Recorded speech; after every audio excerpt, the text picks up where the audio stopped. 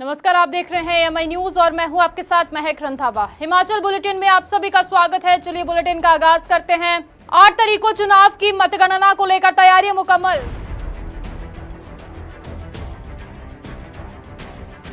विश्व एड्स दिवस को लेकर नाहन में किया गया आयोजन।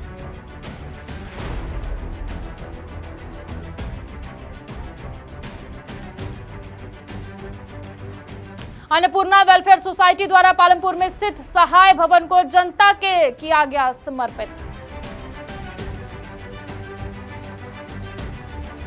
जो हाईकमान फैसला करेगी वही होगा सिरमाथे, कहा चौधरी चंद्र ने। स्टूडेंट वेलफेयर सोसाइटी एसोसिएशन द्वारा करवाया गया फ्रेशर पार्टी का आयोजन। और अब खबरें विस्तार के साथ। 8 तारीख को चुनाव की मतगणना को लेकर आज धर्मशाला में बैठक का आयोजन किया गया। डीसी कांगड़ा निपुण जिंदल की अध्यक्षता में इस बैठक में 8 दिसंबर को होने वाली मतगणना में डेमो भी किया गया, जिसमें सभी पोलिंग पार्टियों के एजेंट्स के साथ चर्चा की गई। 8 दिसंबर को हिमाचल में विधानसभा चुनावों के नतीजे आने वाले हैं, जिसका सभी को बेसब्री से इंतजार है और इस दिन के लिए चुनाव आयोग भी पूर्ण रूप से तैयारियों में जुट चुका है।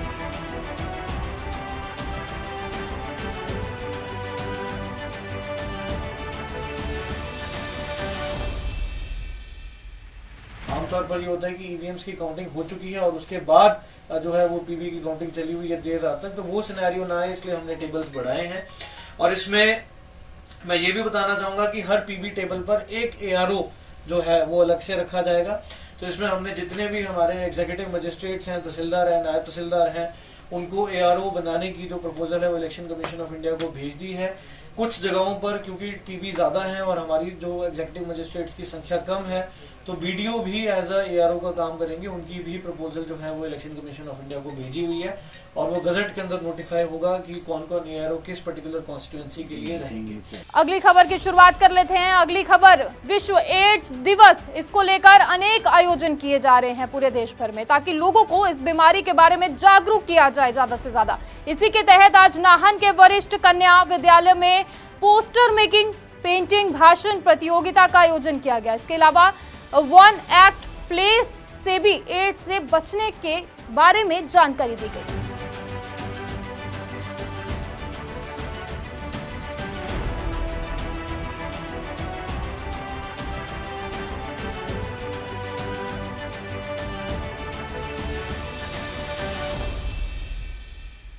पे हमने बच्चों को अवेयर करने के लिए विभिन्न प्रकार की प्रतियोगिताएं करवाई हैं स्कूल में। कुछ हो चुकी हैं और कुछ अभी होनी बाकी हैं, जिनमें कि पोस्टर राइटिंग, लेखन और सुबह मॉर्निंग असेंबली में भाषण प्रतियोगिता वगैरह कराई गई। और दोपहर बाद आफ्टरनून में हम जो हैं वन एक्ट प्ले वगैरह की जो और गतिविधियां रह रही हैं वो उनको पूरा कराएंगे और आशा रखते हैं कि बच्चों को जो है इसके बारे में पूर्ण रूप से जागरूक किया जाएगा। खबर का रुख कर लेते हैं। अन्नपूर्णा वेलफेयर सोसाइटी द्वारा सिविल अस्पताल पालमपुर में स्थित सराय भवन को जनता के समर्पित कर दिया गया। इस दौरान हवन यज्ञ भी किया गया, जिसमें पूर्व मुख्यमंत्री हिमाचल के शांता कुमार और सोसाइटी के अन्य पदाधिकारी उपस्थित रहे हैं। इस सराय भवन में 12 कमरे हैं और 2 डोरमेट्री की सुविधा उपलब्ध होगी।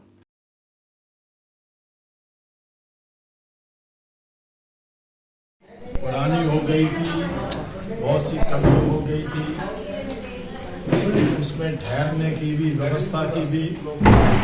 अब उसमें नए ढंग से पैसा खर्च करके उसको बहुत बढ़िया बनाया गया और यहाँ की जो बड़ी अच्छी समाज सेवी संस्था है अन्नपूर्णा, अब अन्नपूर्णा इस सराय की सब प्रकार की व्यवस्था करेगी। मैं पालमपुर में रहने वाला हूँ, इसलिए भी मेरा इस सराय के साथ संबंध है और मेरा सौभाग्य है कि मैं जब मेंबर पार्लियामेंट था उस समय इस सराय के लिए धन दिया गया था, सराय बनाई गई थी। सराय की बहुत जरूरत है। जिसके घर में कोई बीमार होता है और अगर वो गरीब हो तो उसकी क्या हालत होती है ये सब कल्पना नहीं कर सकते। तो बीमार को यहाँ लाने के बाद उसको खुद ठहरने के लिए कैसे धक्के खाने पड़ते हैं, तो उस प्रकार की ये सुविधा बहुत बड़ी सुविधा है और मैं समझता हूँ ये दुखी लोग उस वक्त इसका उपयोग उठाते हैं। तो मुझे इस बात की खुशी है कि उसका जीर्णोद्धार किया है, बहुत अच्छी तरह से वो बन गई है। उसके लिए सरकार ने भी सब प्रकार की मदद की है और मुझे इस बात की खुशी है कि अब उसका व्यवस्था प्रबंध करने की जिम्मेदारी एक बहुत अच्छी संस्था यहाँ की उन्होंने ली है। तो मैं इस पर उनको बधाई देता हूँ, सबको बधाई देता हूँ और मुझे विश्वास है वो हॉस्पिटल के लिए एक जो बहुत बड़ी ज़रूरत थी उस ज़रूरत को आज पूरा किया गया है। सभी को सहयोग देने के लिए मैं बधाई देता हूँ और मुझे विश्वास है कि अन्नपूर्णा संस्था जिस प्रकार से समाज सेवा का बड़ा महत्वपूर्ण कार्यक्रम पालमपुर में कर रही है, उसी प्रकार से इस राय को भी बहुत अच्छी तरह से संभालेगी।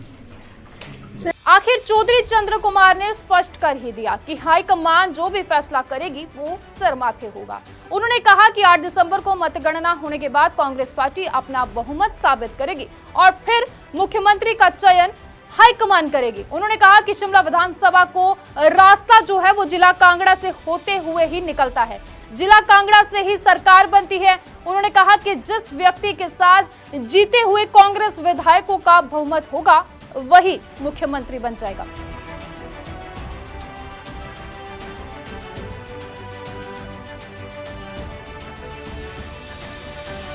ये कांग्रेस पार्टी जब टिकटों का फैसला करती है तो हर एक कैंडिडेट्स का बायोडाटा जो है वो कांग्रेस पार्टी के पास होता है और गूगल्स में भी सभी के बायोडाटा जो है वो बने हुए होते हैं। तो जब कांग्रेस पार्टी की जो अध्यक्ष है उसके पास सारी डिटेल्स होती है, श्रीमती सोनिया गांधी ने जब टिकटों का फैसला किया तो सभी प्रत्याशियों का बायोडाटा देख करके उन्होंने टिकटों का फैसला किया है और इलेक्शन कमेटी के पास भी सभी प्रत्याशियों का बायोडाटा होता है। तो ये कोई नई बात नहीं है क्योंकि कांग्रेस पार्टी के पास सभी जो प्रत्याशी होते हैं उनका पूरा बायोडाटा होता है और पूरी जानकारी जो है वो हर एक प्रत्याशी के संबंध में जो पूरी जानकारी उसमें जो है दी जाती है। तो कई सूत्र होते हैं जिससे सरकार जो है या पार्टी जो है वो भिन्न प्रत्याशियों का जो है वो बायोडाटा लेती है और उनकी जो कारगुजारी रही होती है उसके बारे में उनको पूरी जानकारी होती है। तो बहुत से कैंडिडेट्स जो हुए उनको बायोडाटा जाता होगा जिसके लिए हमारे से वो नहीं मानते हैं कि कैंडिडेट अपना बायोडाटा खुद देते। उनके पास पूरे का पूरा हर एक का एक डोजर बना होता है, उसमें सारी की सारी बातें जो है पूरे का पूरा बायोडाटा जो है हर प्रत्याशी को पास।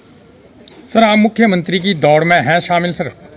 देखिए अभी तो रिज़ल्ट 8 तारीख को जनगणना होगी और उस जनगणना में कितनी कांग्रेस पार्टी के विधायक जीत के आते हैं, 8 तारीख को जो है वो मतगणना होगी और कितने प्रत्याशी जो हैं वो हिमाचल प्रदेश में जीत करके आएंगे उन्हीं को आगे रख करके हाईकमान जो है फैसला करेगा और हाईकमान का फैसला जो होता है उसको सभी को मान्य है।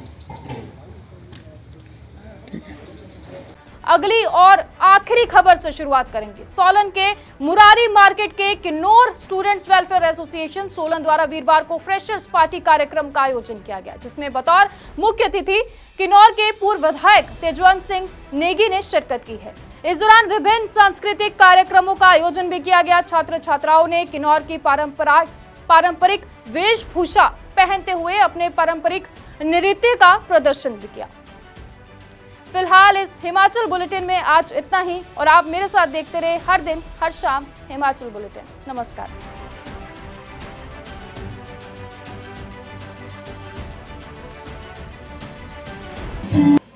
Kinnaur student welfare association Solan द्वारा आयोजित फ्रेशर्स फंक्शन का आयोजन किया गया है। इसका मूल और मेन जो मकसद है वो जो सीनियर लड़के बाहर निकलते हैं उनका स्वागत, उनका धन्यवाद और जो नए लड़के आते हैं उनका वेलकम है। और सबसे बड़ी बात इस फंक्शन का ये महत्व है कि किन्नौर के लड़के इस आयोजन के द्वारा चाहे वो सोलन है, शिमला है, चंडीगढ़ है, रामपुर है और दिल्ली में है। इन 2 फंक्शंस, एक वेलकम फ्रेशर्स वेलकम होता है और दूसरा तोशिम प्रोग्राम होता है, गेट टुगेदर होता है। उसका जो सबसे मूल जो एक बेसिक है वो है कि ये लड़के हमारे इस आधुनिकीकरण के दौर में भी अपने किन्नौर के कल्चर को संजोए रखते हैं। और ये बहुत ही ज़बरदस्त प्रोग्राम है। किन्नौर के जो यंग लड़के हैं, लड़कियां हैं, कि वो आज एजुकेशन के साथ साथ किन्नौर के कल्चर को प्रिजर्व करने में आगे आए हैं। उस कड़ी में आज मैं एज चीफ गेस्ट आज सोलन जो स्टूडेंट एसोसिएशन उनके प्रोग्राम में आया हूँ।